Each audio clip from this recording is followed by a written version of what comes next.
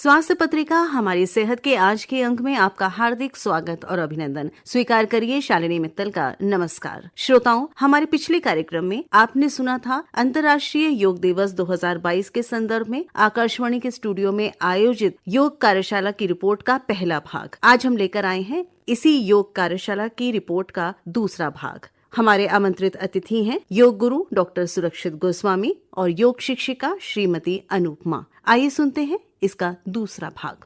मन को पॉजिटिव करना हो तो मुस्कुराहट पकड़ लीजिए। जब आप मुस्कुरा रहे होते हैं तो नेगेटिव थॉट नहीं होता, कभी नहीं होगा। एक बार जरा बैठ जाएंगे, आराम से करके देखते हैं इसको जरा। मुस्कुराहट के साथ नेगेटिव थॉट। आराम से बैठ जाएं, आराम से बैठ जाएं, आंखें बंद करें और चेहरे पर मुस्कुराहट लेकर आएं और जीवन में जो सबसे ज्यादा दुख बीता था उसको याद करें, जो दिन भर दुख परेशान भी कर देता है। चेहरे पर मुस्कुराहट और मन में पास्ट में जो दुख बीता है उसकी याद करो, उसको सोचो। लेकिन चेहरे पर मुस्कुराहट झुकी क्यों रखना? मुस्कुराएं और सोचें। यदि आपने मुस्कुराहट कम की तो वो कुछ देर तक हमारे मन में रह जाएगा। यदि मुस्कुराहट बनाए रखी तो वो टिकेगा नहीं। कोशिश करो, देखो, अपने साथ एक्सपेरिमेंट करो कि क्या होता है जब मुस्कुरा रहे होते हैं। मन के स्तर पर क्या कोई दुख, क्या कोई भय, क्या कोई चिंता, कोई तनाव हमारे मन में लंबे समय तक टिक सकती है? छोड़ दीजिएगा। आप ये एक्सपेरिमेंट कभी करके देखो। आप मुस्कुराएं, कभी थॉट नेगेटिव हो नहीं सकता। और यदि नेगेटिव थॉट है तो मुस्कुराहट हो नहीं सकती। अंधेरा है तो रोशनी नहीं होगी, रोशनी है तो अंधेरा नहीं होगा, दोनों एक साथ नहीं होंगे। तो नेगेटिव थॉट हम इसलिए अपने अंदर रखते हैं क्योंकि मुस्कुरा नहीं रहे होते। इसलिए मन को स्वस्थ करने के लिए 4 बातों का हमेशा ध्यान रखना होगा। मुस्कुराहट, मुस्कुराना। दूसरा है गुनगुनाना। आप कोई दोहा गुनगुनाओ, कोई मंत्र गुनगुनाओ, कोई गीत गुनगुनाओ, कोई श्लोक गुनगुनाओ, कोई भी एक जाप गुनगुनाओ, कोई ऐसा चीज गुनगुनाओ जो ऊर्जा से भरा हो और आपको आपकी स्थिति से ऊपर ले जाए। और तीसरा है स्वीकारना, एक्सेप्टेंस होना चाहिए हमारे अंदर। और चौथा है शुक्राना, ग्रेटिट्यूड, थैंक्स होना चाहिए। यदि ये 4 चीजें हम जीवन में पकड़ लें तो कभी भी मन परेशान नहीं होगा। हमारे अंदर शिकायतें होती हैं, घर से शिकायत, बाहर से शिकायत, शरीर से शिकायत, सरकार से शिकायत, नौकरी से शिकायत, शरीर से पता नहीं कहां से शिकायत। इसलिए शुक्राना कहीं चला जाता है। हमारे अंदर एक्सेप्टेंस नहीं होती। ये क्यों हुआ, वो क्यों हुआ, ऐसा नहीं होना चाहिए था, वैसा नहीं होना चाहिए था, मैंने क्यों बोल दिया, उसने ऐसे क्यों कह दिया। हमने स्वीकारा नहीं जो बीत गया है। जो बीता है उसको स्वीकार कर लो, मन की उछल कूद थम जाएगी। और गुनगुनाओ और मुस्कुराओ। 4 चीजों को आप ध्यान रखो, मेंटल हेल्थ बहुत अच्छी रहने वाली है। सिंपल टेक्निक है ना। जरा एक पैर को दूसरे पैर के ऊपर रख लेते हैं। कमर के लिए अभ्यास करते हैं। ऑफिस में बैठे हैं और कमर में स्टिफनेस है तो क्या करना है? एक पैर को दूसरे पैर के ऊपर रखा, ऐसे पकड़ लो। एक हाथ से घुटने को, दूसरे हाथ से पैर के पंजे को नीचे से, और थोड़ा उठा लो इसको ऐसे, जैसे बच्चा गोद में लेते हैं ना। और जरा हिलाओ पैर को, हिलाओ हिलाओ, थोड़ा हिलाओ। टाइट पैंट हो तो ध्यान रखना। थोड़ा हिलाओ, थोड़ा सा उठा के हिलाओ तो आपको जो हिप ज्वाइंट है वो मूव करेगा और लोअर बैक जो है वो मसल्स मूव करेगी। मैडम पकड़ लो हाथ से घुटने को ना, ऐसे दोनों। हाँ, दोनों सपोर्ट ले लो। जैसे बच्चे को सिर से पकड़ते हैं, पैर से पकड़ते हैं ना, ऐसे छोड़ दीजिएगा। अब आप बहुत ही बारीकी से फील करो इस पैर को और कमर के पीछे के इस हिस्से को और कूल्हे को। आप पाएंगे थोड़ा हल्का हो गया। बारीकी से फील करना। दूसरे पैर को भी करके देखो। करो करो, जरा हिलाओ। तो बैठे हैं और कमर में कभी स्टिफनेस लगे तो ये अभ्यास करके आप अपनी, नहीं पूरा नहीं हिलना, केवल पैर हिलाना, जिससे कूल्हा मूव करे और लोअर बैक की मसल्स रिलैक्स हो। छोड़ दीजिएगा। और कभी आपको लगे पैरों में दर्द है तो क्या करना है? दोनों पैर सामने कर लो। घुटने में दर्द है कभी तो पैर सामने करो, यहां रोकते हैं। फिर धीरे से पंजों खींचो अपनी तरफ, पूरा खींचो, यहां रोक लो। घुटनों के नीचे पूरा खिंचाव फील होगा। हो रहा है सर? काफ मसल्स में थोड़ा और खींचो। अब खिंचाव ज्यादा आ रहा है काफ मसल्स में। अब मुस्कुराओ। जब खिंचाव ज्यादा हो, जब परिस्थितियां विपरीत हो अब सामने खींचते हैं तो विरोधाभास है ना। हाँ, पूरा खींचो। नहीं, वो खिंचाव तो यहाँ है, मन से उसका क्या लेना देना। अभी यहाँ पर सांस का कोई रोल नहीं। इस अभ्यास में पैरों में सांस नॉर्मल रखिएगा। लेकिन यदि बेहतर हो कि हम सांस लंबा और गहरा भर पाएं तो ज्यादा लाभ देगा। जरा पूरा खींचो अपनी तरफ और पूरा सामने। बैठे हैं कुर्सी पे, बैठे बैठे हमने खींच लिया। पूरे काफ मसल्स, नी ज्वाइंट, नी में पेन हो रहा है, ये अभ्यास करो। पूरा थाई मसल्स, पूरा हिप ज्वाइंट पर इसका प्रभाव पड़ेगा। अब जरा गोल गोल घुमा लो ऐसे, धीरे धीरे जी, बड़ा शून्य बनाओ। पूरा साइड में, पूरा अपनी तरफ, फिर से साइड में, फिर सामने, और मुस्कुरा रहे हैं। और फिर बदल कर भी, एंड रिलैक्स। कभी ऐसा होता है कि पैरों में दर्द हो रहा है, कभी लगता है ऐसा, तो बस बैठे बैठे आप क्या करना, एक पैर को ऊपर रखना और इस पैर की टखने की ऐसे मालिश कर लेना। करके देखते हैं। अभी सोक्स को नीचे कर लो थोड़ा और टखने के ऊपर दोनों हाथ से कसकर, प्यार से नहीं करना है, थोड़ा सा दबाना है। अच्छी तरह से जब चूड़ियां बनाते हैं ना, ऐसे टाइट करके दबाते हुए, और नहाते हुए आप ये कर लो तो दूर पूरे दिन पैर में दर्द नहीं होगा। और रात को सोने से पहले कर लो, दिन भर के पैर का दर्द चला जाएगा। केवल ऐसे कस कर मालिश करनी है थोड़ी देर के लिए, 1-2 मिनट के लिए। पूरा मैल वैल उतार लो, सब अच्छी तरह से छोड़ देते हैं। अब पैर को नीचे रखो और इस पैर को फील करो और दूसरे पैर को फील करो, दोनों में अंतर को फील करो। हल्का हो गया, दूसरे को भी कर लो, नहीं तो ये कहेगा अच्छा उसका ही ध्यान रख रहे हो, मेरा रख ही नहीं रहे। तो अच्छी तरह से आप अपने दिन में ये करके अपने पैर को हल्का कर सकते हैं एकदम। तो पैर का दर्द जो इतनी बड़ी समस्या है, जरा से अभ्यास से एकदम हल्का हो गया। हाँ, अच्छी तरह से छोड़ दीजिएगा। अब देखो पैर दोनों हल्के से लग रहे होंगे ना। अब जो हम बैठे हैं और लग रहा है कि अब थोड़ा शरीर स्टिफ हो गया है, तो साइड में यहीं पर ही कुर्सी पे बैठे बैठे साइड में घूम जाओ कटी चक्रासन बैठकर, और देखो पीछे की तरफ।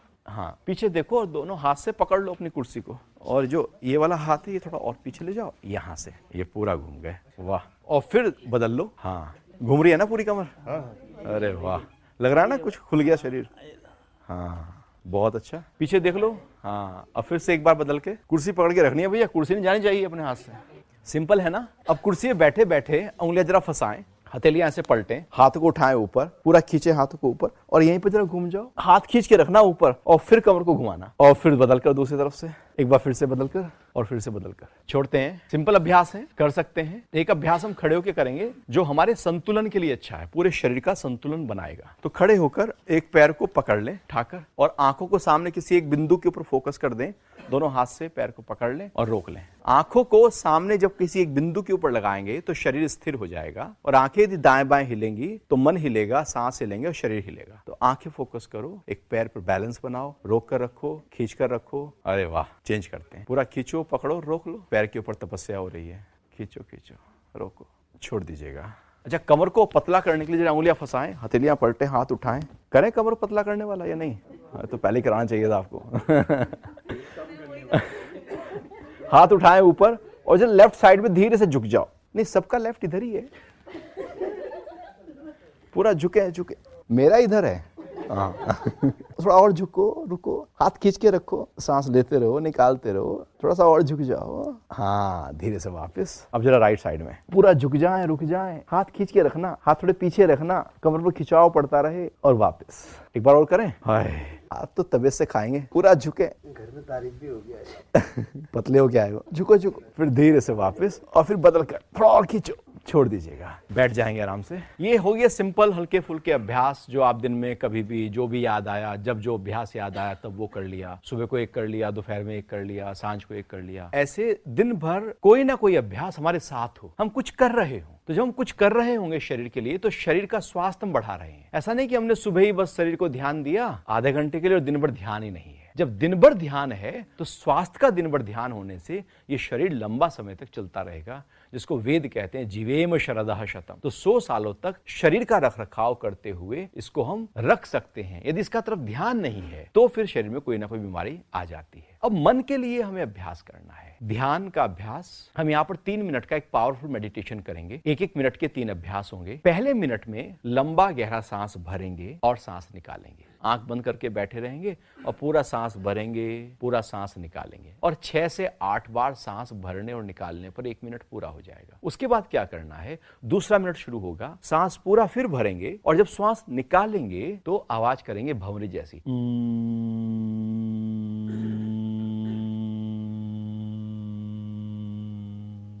अपने मन को इस आवाज पर लगाए रखेंगे, गूंज करेंगे, जिससे हमारा मन इस गुनगुनाने में पूरी तरह से लीन हो जाए। ऐसे 6 से 8 बार करेंगे। इसके बाद तीसरे मिनट में सांस को बिल्कुल नॉर्मल कर देंगे। बिल्कुल धीरे धीरे सांस आ रहा है और धीरे धीरे सांस जा रहा है। अपने ध्यान को अपने सांस पर, नाक के पास ले आएंगे।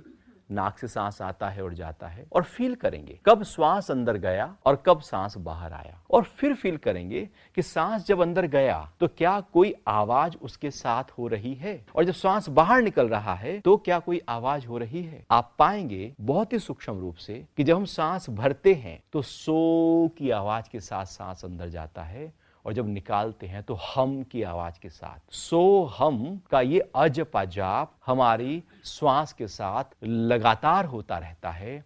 21,600 बार 24 घंटे में हम सांस भरते और निकालते हैं। ये जाप लगातार होता है, लेकिन हम इसकी तरफ कभी ध्यान नहीं देते। जैसे घड़ी की सेकंड की सुई दिन भर भी आवाज करती है, टिक टिक टिक, लेकिन दिन में आवाज़ उसकी पता नहीं लगती। रात को जब पूरा शांत होता है वातावरण तो उसकी टिक टिक की आवाज़ भी कई बार रात को सोने ही नहीं देती, इतनी आवाज़ तेज लगती। आवाज़ दिन में भी उतनी ही थी, रात को भी उतनी ही है। ऐसे ही श्वासों की क्रिया जिसमें हम तीसरे मिनट में सो हम पर ध्यान लेकर आएंगे। तो बैठ गए हैं आराम से, कमर सीधी है, आंखें बंद हैं, शरीर सुखपूर्वक बैठा हुआ, चेहरे पर मंद मंद मुस्कान। ध्यान को सांसों पर ले आए।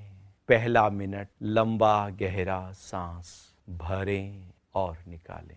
पूरा सांस भरना है, पूरा निकालना है। जितना ज्यादा सांस भर सकें भर लें और फिर पूरा श्वास बाहर निकाल दें। लगातार श्वास भरते जाएं और निकालते जाएं। इतना सांस भरें कि पेट श्वास से भर जाए, फिर पूरा श्वास निकाल दें।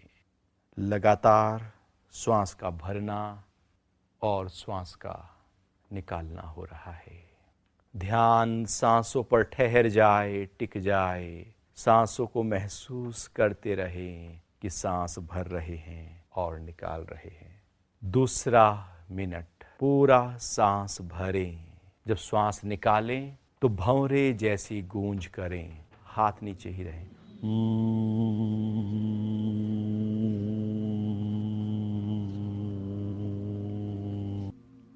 तो हम मन को श्वास पर गहरा दें, मन कहीं और न जाए। अब श्वास को सामान्य करके अंत में करते हैं ओम का जाप। श्वास पूरा भरिएगा, मुंह पूरा खोलें तो अ का उच्चारण होगा, मुंह बंद करते जाएं ऊ में बदल जाएगा, मुंह बंद हो जाने पर म में बदल जाएगा।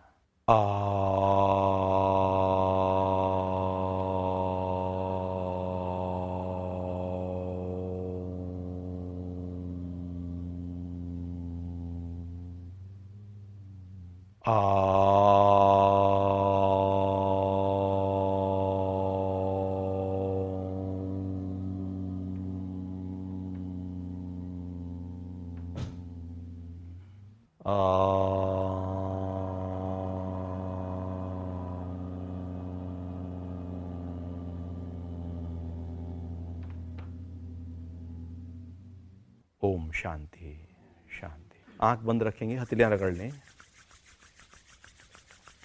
गर्म कर लें अपनी हथेलियों को। ऊर्जा हथेलियों की तरफ बढ़े। अब इस ऊर्जा को चेहरे पर, आंखों पर ट्रांसफर करने के लिए हथेली आंख पर रख दें। कुछ देर के लिए ढक कर रखें अपनी आंखों को। मन विचारों से खाली हो गया, हल्का हो गया, ठहर गया। हथेलियां हटा लें और चेहरे पर, सिर पर हाथों को फेर लें, जिससे ऊर्जा, अभी मन शांत है। आपके कोई प्रश्न उठ रहे हो तो उस पर बात कर सकते हैं। माइग्रेन बहुत बड़ी प्रॉब्लम। माइग्रेन, अक्सर माइग्रेन गर्मियों में जब होती है तो एसी से धूप और धूप से एसी में, जैसे आप एसी में हैं ऑफिस में और आप अचानक बाहर चले गए, धूप तेज थी, क्या होता है हमारे नाक में दो स्वर हैं, एक लेफ्ट एक राइट। लेफ्ट जो है उसे ईड़ा नाड़ी कहते हैं, जिसको चंद्र स्वर कहते हैं।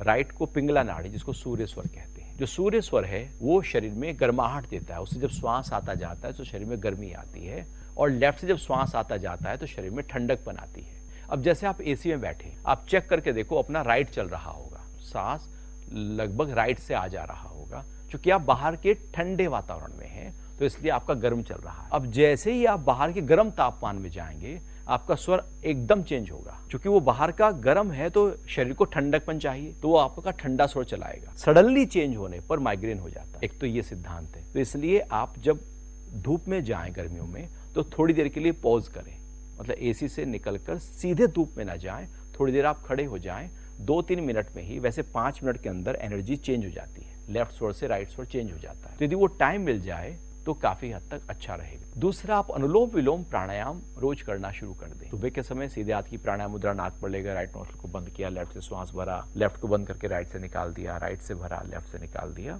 बिल्कुल धीरे धीरे बिना आवाज किए 5 मिनट के लिए। ये करने से आपके दिन भर स्वरा जो है वो बैलेंस रहेंगे और एनर्जी फ्लो जो है वो सही प्रकार से काम करना शुरू कर देगी। तो ये 2 काम आप करने शुरू करें। इसके अलावा रात को या सुबह के समय गाय का शुद्ध घी लेना और 2-2 बूंद नाक में डाल लेना, इसको घृत नेति कहते हैं। नस से भी कहा जाता है। नाक में घी डालने से माइग्रेन की समस्या दूर हो जाएगी। तो घी डाल लीजिए, अनुलोम विलोम प्राणायाम कर लीजिए और सीधे धूप से ठंडे में और ठंडे से गर्म में एकदम ना जाएं, थोड़ा सा पोज करें उसको, इतना करें, आप देखेंगे एकदम ठीक हो जाएगा। किसी और का कोई प्रश्न हो? वीना मैम। स्वामी जी, मैं ये पूछना चाह रही हूँ कि क्या हमें घर में, एक बड़ी साधारण सी बात है कि चप्पल पहनकर हर वक्त रहना चाहिए? असलियत में हमारा जो पैर का तलवा है, एक्यूप्रेशर की दृष्टिकोण से और नाड़ी योग वैज्ञानिक चिकित्सा पद्धति है, उसमें पैर के तलवे में बहुत सारे एक्यूप्रेशर के पॉइंट्स होते हैं जिनका संबंध पूरे शरीर से होता है। हमारा जो तलवा है वो इस डिजाइन से बना है कि जब उसको आप पैदल नंगे पैर चल रहे हैं तो सारे पॉइंट्स जो हैं वो प्रेस होने लगते हैं। सर्दियों में आप चप्पल पहने, नीचे फर्श ठंडा होता है और यदि ठंडे फर्श पे आप नंगे पैर चलेंगे तो साइनस हो जाएगा। इसलिए नजला जुकाम अक्सर उनको हो जाता है जो ठंडे फर्श पे सुबह को ही उठे और एकदम पैर जमीन पर रख दिया। लेकिन गर्मियों में यदि आप चप्पल पहने हुए हैं पूरी तरह से, तो बॉडी की जो हीट है, वैसी पूरी बाहर के कारण से गर्म है बॉडी, ऐसे चप्पल पहने रहने से शरीर में जो एनर्जी है, जो हीट है, वो अर्थ नहीं हो पाएगी। इसलिए आप बीच बीच में यदि साइनस ना हो, कफ दोष ना हो, तो बिना चप्पल के भी घर में चूंकि साफ सुथरा है तो जरूर चला करें। उससे काफी हद तक शरीर की हीट आपकी अर्थ हो जाएगी या बाहर निकल जाएगी। तो लगातार चप्पल नहीं पहननी चाहिए। और जूता भी गर्मियों में ज्यादा जूता, सॉक्स पहन के रखेंगे तो हीट यहीं से चढ़ेगी और फिर सिर दर्द होगा या अन्य शरीर में एकदम गर्मी का एहसास होने लगेगा। आप ऑफिस में हैं, गर्मियों के दिन हैं, तो सॉक्स यदि पहने तो बहुत पतले पहने, ना पहने तो अच्छा है। चेयर पर ही बैठे हैं तो निकाल दें वहां पर थोड़ी देर के लिए, जब उठकर जाना हो तब पहन लें। शरीर को, चूंकि शरीर जो है वो अपनी बाहर की प्रकृति से कनेक्ट होना चाहता है, उसको हमने रोक कर रखा हुआ है। तो पैरों को तो विशेष रूप से, तो कोशिश करें समय समय पर गर्मी पर आप अपने सॉक्स और जूते निकाल कर रखें तो ज्यादा स्वास्थ्य के लिए बेहतर होगा। तो इसलिए जरूरी नहीं कि आप पहन कर रखें। प्रश्न है प्रमोद जी। मैं स्वामी जी पूछना चाह रहा था कि जो हमारा क्रम है, सूर्य नमस्कार, खड़े होके आसन, पेट के बल आसन, पीठ के बल आसन और फिर प्राणायाम, तो कौन से के बाद क्या करना चाहिए? ये क्रम जो है क्या सबसे ठीक रहता है? और प्राणायाम में भी क्या ठीक रहता है? कौन सा क्रम ठीक, किसके बाद भस्त्रिका के बाद अनुलोम विलोम या इस तरह से?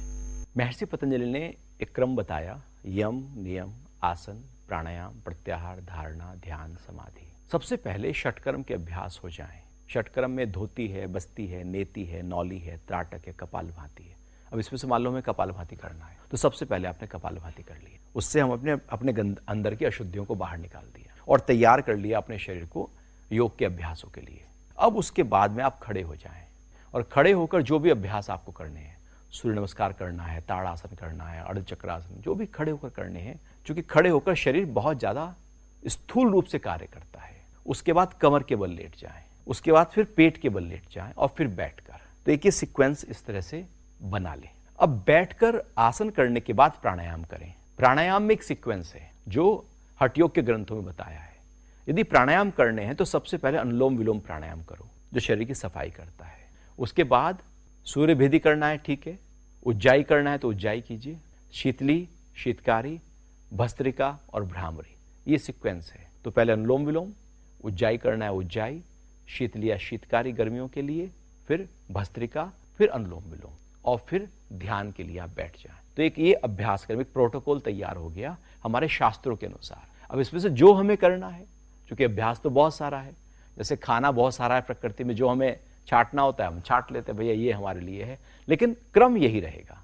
इसी क्रम में उन अभ्यासों को डाल दीजिए। खड़े होने वाले अभ्यास जो आपको करने हैं, कमर के बल, पेट के बल बैठकर जो आपको करने हैं, प्राणायाम जो आपको करना है। तो आधा घंटा यदि आप रोज दे दें अपने शरीर को तो आधा घंटे में शरीर खुश हो जाता है। जैसे घर के बुजुर्ग के साथ में आप 2, 4, 5, 10 मिनट बैठ जाएं और उसकी बात कर लें मन की, खुश हो जाएगा या नहीं होगा? हम 5 मिनट भी बुजुर्ग के साथ बैठ ही नहीं पाते, उनकी नहीं सुनते, अपनी सुनाने लगते हैं, तो इसलिए वो हल्के नहीं होते। ऐसी शरीर है, इसके साथ हम नहीं हो पाते। जब इसके साथ होते हैं तब भी मोबाइल पे होते हैं, टीवी पे होते हैं, कुछ सोच रहे होते हैं, कुछ और कर रहे होते हैं, इसके साथ नहीं होते। मान लो वॉक कर रहे हैं तो वॉक के समय वॉक कर रहे होते हैं, कुछ और भी कर रहे होते हैं। यदि हम कुछ और भी सोच रहे हैं तो इसका मतलब वॉक नहीं हो रही है। तो योग के अभ्यासों में केवल आप अपने साथ बैठ जाएं पूरे भाव के साथ, और ये प्रबल भाव हो कि मेरा शरीर स्वस्थ हो रहा है। जो रोग इसमें आए हैं, क्योंकि 60% बीमारियां जब शरीर में हो जाती हैं तब तक उसका पता नहीं लगता, उसके बाद पता लगता है कि ये बीमारी हो गई। वो शरीर में पनप रही होती हैं। आप रोज कहें, रोज भाव डालें, रोज अभ्यास करें कि जो भी बीमारियां पनप रही हैं वो सब दूर हो रही हैं। ये संकल्प, ये धारणा शक्ति उन बीमारियों को पनपने नहीं देगी। तो इस सीक्वेंस में आप योग का अभ्यास आधे घंटे के लिए यदि कर लें, और वैसे भी आप YouTube पर जाएंगे तो हमारा आधे घंटे का अभ्यास वहाँ पर प्राण ऊर्जा योग के नाम से है, तो आप वो कर सकते हैं। उसमें यही अभ्यास है, कोई खास नहीं, क्योंकि यहाँ पर लेटने का नहीं है। कभी हम कर सकते हैं लेटने के अभ्यास, उल्टा लेट कर अभ्यास। एक पूरा सेशन हम ऐसा कर सकते हैं कि हम क्या करें घर में आधे घंटे के लिए, वो कर लें तो बस काफ़ी है। लेकिन जितना आज हमने सीखा इतना ही कर लें तो काफ़ी है। कोई और प्रश्न है? वो घंटी जी का हमको तो आपने बता दिया कि हम सुबह 9:30 से लेकर शाम को 6 बजे तक ड्यूटी कर रहे हैं, लेकिन जैसे हमारे परिवार में बच्चे हैं रात में ड्यूटी कर रहे हैं, रात को 7 बजे से लेकर और सुबह 4 बजे तक, तो उन लोगों को बहुत सारी परेशानी हो रही है। हाँ, है ना? यस।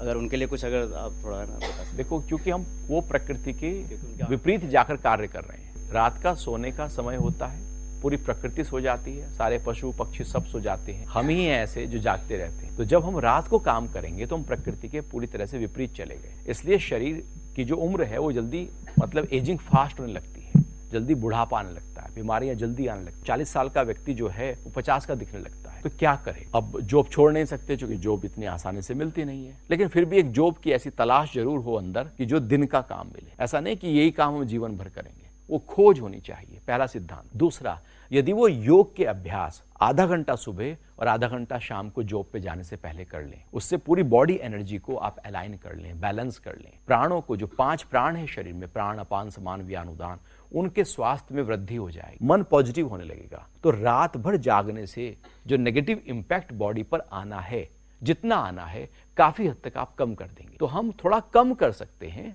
हम पूरी तरह से कहें कि उसे ठीक कर लें, क्योंकि प्रकृति के विपरीत है। शरीर प्रकृति से बना है और वो प्रकृति के साथ अलाइन होना चाहता है, लेकिन फिर भी हम रोकथाम कर सकते हैं। तो उनसे आप जरूर कहें कि आधा घंटा सुबह, आधा घंटा शाम को योग के कुछ आसन, कुछ प्राणायाम के अभ्यास और थोड़ी देर ध्यान करना शुरू करें, तो बचाव हो। अभिनय जी पूछना चाहते हैं? एक आखिरी प्रश्न ले लेते हैं, उसके बाद समाप्त करेंगे। आचार्य जी, छोटा सा प्रश्न था। आपने शुरू में ही एक श्लोक बताया, मंत्र बताया कि विचार नहीं होंगे तो योग और ज्यादा मतलब प्रभावी होगा। हाँ, लेकिन अब चूंकि संसार में हम लोग सब रह रहे हैं तो विचारों का आना स्वाभाविक है। विचार शून्यता नहीं हो सकती, विचार को कम किया जा सकता है। विचार कम कैसे होंगे? हम तो अगर उसमें लगे हैं तो कुछ ना कुछ, और अभी आपने जो अभ्यास कराया उसमें कुछ समय के लिए ऐसा लगा कि विचार नहीं है, लेकिन हमेशा ऐसा होता है। सबसे पहले प्रभावी तो यही होता है कि आप विचार कम हो जाएंगे, तभी आपका ये ज्यादा प्रभावी होगा। तो इस विचारों को कैसे हम कम कर सकते हैं उस समय अभ्यास के लिए? विचारों को कम करने पर फोकस न कीजिए, विचारों के साथ अपने को न जोड़ें। विचार आए वो चले जाएंगे। लगभग 50 से 60 हजार विचार दिन में आते हैं जाने के लिए। वो आ रहे हैं, वो जा रहे हैं। जैसे आकाश में पक्षी उड़ रहे हैं, आकाश उनको पकड़ता नहीं है। हमारे अंदर विचार अच्छे भी हैं, बुरे भी हैं, दुख के भी हैं, भय के भी हैं, चिंता के भी हैं, सोसाइटी के भी हैं, अपने भी हैं, बहुत कुछ है। अब क्या करते हैं हम? कोई विचार को पकड़ लेते हैं। कोई दुख का विचार जा ही रहा था कि हमने पकड़ लिया, और अब हम उसके साथ में पकड़कर उसके साथ में 2-2 हाथ करने लगे, उससे बातचीत करने लगे और हम दुखी हो गए। कोई भय का विचार निकल ही रहा था कि हमने पकड़ लिया। हम गीता में भगवान बोलते हैं, व्यक्ति अपना खुद मित्र है और अपना खुद शत्रु है। वो कौन से विचार पकड़ता है? वो आया था जाने के लिए, आपने उसको पकड़ लिया। जिसको नहीं पकड़ना था हमने उसको पकड़ लिया। मन के साथ हम ऐसा ही करते हैं, हम उन विचारों को पकड़कर बैठ जाते हैं जो जाने वाले थे, और फिर एक विचार यदि आपने दुख का पकड़ लिया, वो वैसे ही विचार और विचार आ जाएंगे और व्यक्ति ऐसे ही भारी हो जाए। तो विचार बुरे नहीं हैं, विचार अच्छे हैं, वो आए हैं, उनको जाने दें। एक बूफे सिस्टम लगा है पूरा। आपके लिए क्या जरूरी है, उन विचार को छांट लीजिए। जो मेरे स्वास्थ्य में 4 चांद लगा दे, जो काम का है विचारों में उसको रख लीजिए,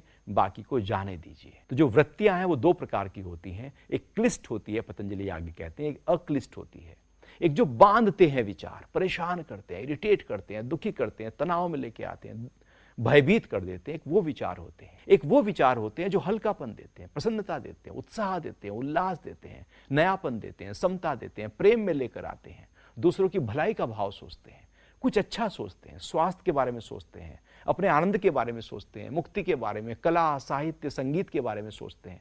कुछ ऐसे विचार हैं जो मुझे ऊंचे ले जाते हैं, वो हमारे लिए सहायक हो जाते हैं। तो जो हमारे लिए बाधक हैं, हम अक्सर उन विचारों को पकड़ लेते हैं, जो सहायक है उनको छोड़ देते हैं। तो योग के अभ्यास जब हम करना शुरू करते हैं और अपने ध्यान को अपने श्वासों पर लाते हैं, तो हमारा मन विचार शून्य होने लगता है। तो विचार शून्य करना हो, क्योंकि हर समय कर नहीं सकते, लेकिन जब करना हो तो आती जाती सांस को देखना शुरू कर दीजिए। ध्यान की 112 विधियां हैं। भगवान शिव ने माँ पार्वती को विज्ञान भैरव तंत्र में, एक पुस्तक का नाम है, उसमें 112 विधियों का वर्णन किया। पहली ही विधि है कि श्वास जो आए और जो श्वास जाए, बस उसको देखते रहो। इसी विधि के आधार पर भगवान बुद्ध ने बुद्धत्व को प्राप्त किया। यही विधि विपासना कहलाती है। यही विधि है ध्यान की सबसे सिंपल विधि। श्वास को जितना हम देखना शुरू करेंगे, उतना विचार खाली होते जाएंगे, आप निर्विचार होते जाएंगे, विचार शून्यता पैदा हो जाएगी। और उसके बाद जब श्वास नहीं देख रहे होंगे, तब वो विचार आएंगे जो पॉजिटिव होंगे, जो सकारात्मक होंगे। और जब आप ये, चूंकि हमने पहले से माइंड को ट्रेंड कर दिया, ये माइंड ट्रेनिंग प्रोग्राम है, और माइंड यदि अनट्रेंड है तो वो सब कुछ ले आएगा। तो इस तरह से हम दिन भर जब भी मौका मिले अपने श्वास को देखते रहो। आया गया,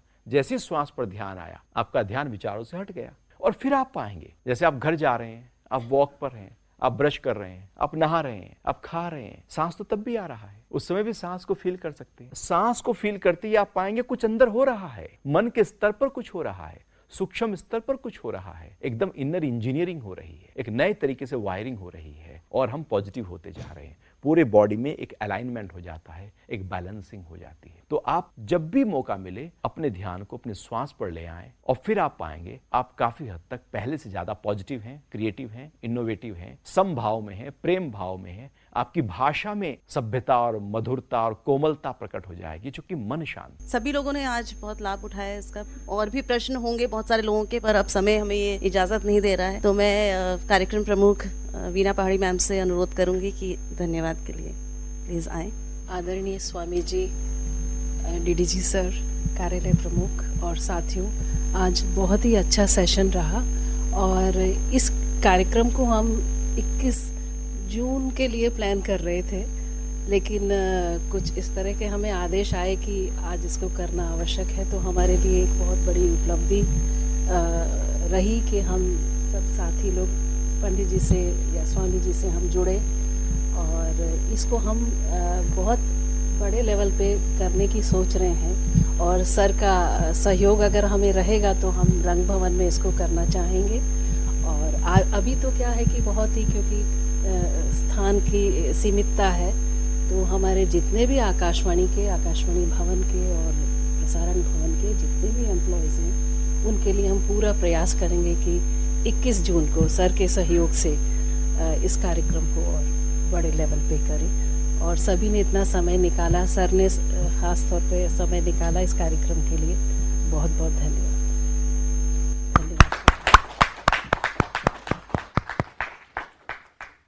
तो आप सभी का बहुत बहुत धन्यवाद। मैं चाहूंगा इन अभ्यासों को अपने साथ रखें, जैसे मोबाइल साथ रहता है, ऐसे कोई ना कोई आसन अपने साथ रखो। तो जैसे मोबाइल साथ रहता है, ऐसे मुस्कुराहट साथ रहे। आप ये पकड़ लो, जब मोबाइल देखूंगा मुस्कुराहट को जरूर चेक करूंगा। बहुत बहुत धन्यवाद। अभी आप अंतर्राष्ट्रीय योग दिवस 2022 के संदर्भ में आकाशवाणी के स्टूडियो में आयोजित योग कार्यशाला पर एक विशेष रिपोर्ट सुन रहे थे। आज हमने इसमें प्रस्तुत किया इसका दूसरा भाग। इसी के साथ हमारा ये कार्यक्रम स्वास्थ्य पत्रिका हमारी सेहत यहीं समाप्त होता है। अगर आप हमें कुछ फीडबैक देना चाहें, आप इस कार्यक्रम में कुछ विशेष सुनना चाहें या कोई टिप्पणी देना चाहें या कुछ फीडबैक देना चाहें, तो आपका स्वागत है। आप हमें लिख सकते हैं हमारी मेल आईडी पर healthairdelhi@gmail.com। स्वीकार करिए शालिनी मित्तल का नमस्कार।